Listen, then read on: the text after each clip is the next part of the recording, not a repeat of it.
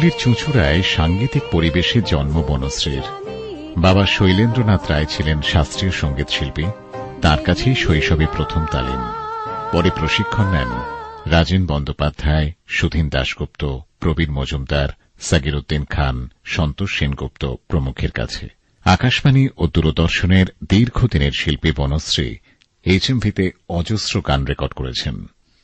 আজ বিকেলের ডাকে তোমার চিঠি পেলাম, দূর আকাশে তোমার সুর, ছিছি একই কাণ্ড করেছি, আমার অঙ্গে জলে রং মশাল, সুন্দরবনের সুন্দরী গাছের মতো বহু গান বাংলা সঙ্গীতের চিরস্মরণীয় সম্পদ হয়ে রয়েছে।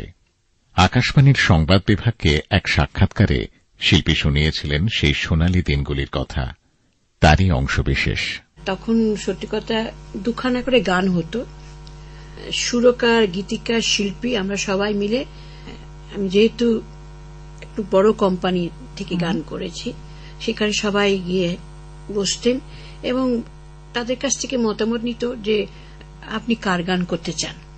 মানে শিল্পীদেরই পছন্দ থাকতো একটা কার গান করতে চাইছে? না, শিল্পীরা না, সুরকারদের পছন্দ। আচ্ছা, সুরকাররা ভাবতেন যে সুরকাররা, আমি যেমন সুধীনদা, প্রবীরদা এদের কাছে গান শিখেছি, ওরা আমার জটিলেশ্বর মুখোপাধ্যায়, এরা আমার গলাটা চিনতেন।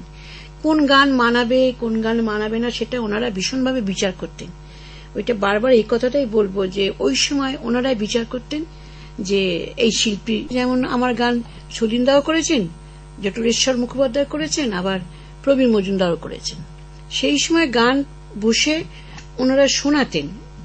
একটু শোনানোর পরেই সন্তোষ সেনগুপ্ত বলতেন, না ঠিক আছে, আপনি আপনার পছন্দের শিল্পী বেছে নিন। আকাশবাণী থেকে আমাদের পুজোর গান প্রত্যেক শনি রোববারে বাজানো হতো।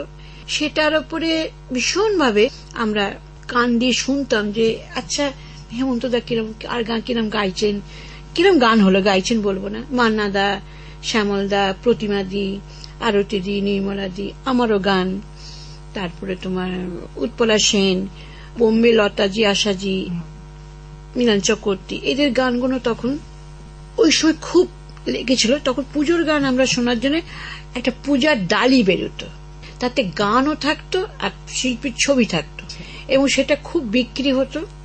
সেই সময় গান কিন্তু আমাদের খুব বিক্রি হতো দুটো কারণে। একটা হচ্ছে তোমার যে বড় কোম্পানি HMV কলম্বিয়া নাম ছিল, সেইখানে ওরা অনুষ্ঠান করতে, মহাজিত সদনে একটা অনুষ্ঠান হতো পূজার গান নিয়ে। এইবার পূজার গান নিয়ে যখন হতো তখন ওটা অ্যারেঞ্জমেন্ট করতেন আমাদের বাঁশি বাজাতেন, উনি অ্যারেঞ্জমেন্ট করতেন, আমরা সব শিল্পীরা একটা করে গান গাইতাম। মানে যাদের পুজোর সেবারে গান বেরোচ্ছে সবাই মিলে সেখানে গাইতে হতো এবং সেখানে সামনে সারিতে সাংবাদিক ছিলেন, জনসাধারণও যেতে পারে। হ্যাঁ হ্যাঁ, তারা থাকতেন এবং গান ভালো মন্দটা ভীষণভাবে লিখতেন। মন্দ হলে এত খারাপ লিখতেন যে শিল্পীরাও একটু তটস্থ যেত, কেন এরম লিখলো, মানে গাওয়ার দিক থেকে, সুরের দিক থেকে আমি বলবো না, এই যে গানটা এনার গলায় না দিলেই পারত, এরমও হয়েছে। সত্যি পুজো শেষ হতো তখনই আমাদের ডাকা হতো পুজোর গান।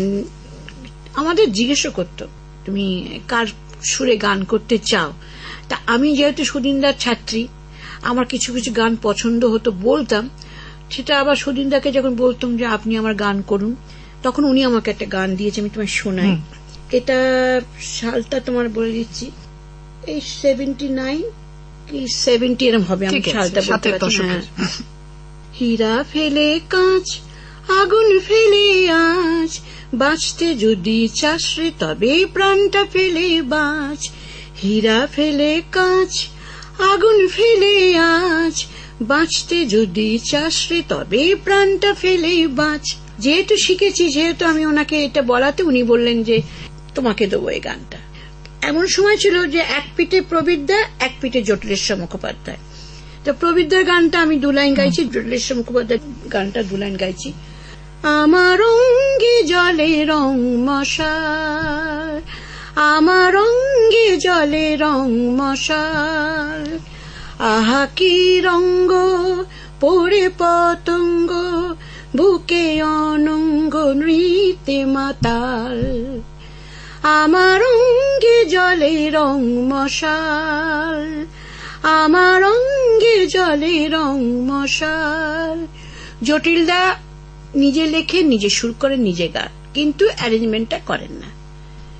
আবার প্রবীরদাও সুর করেন, অ্যারেঞ্জমেন্টটা করেন, কিন্তু বলেন মুখে, অনেক সময় সেটা মানে যারা অ্যারেঞ্জমেন্ট করেন তারা নেন না। যেমন এই গানটা, এটা খুবই, এটা 76 সালের গান। আজ বিকেলে ডাকে তোমার চিঠি পেলাম, রঙিন খামে যত্নে লেখা আমার নাম।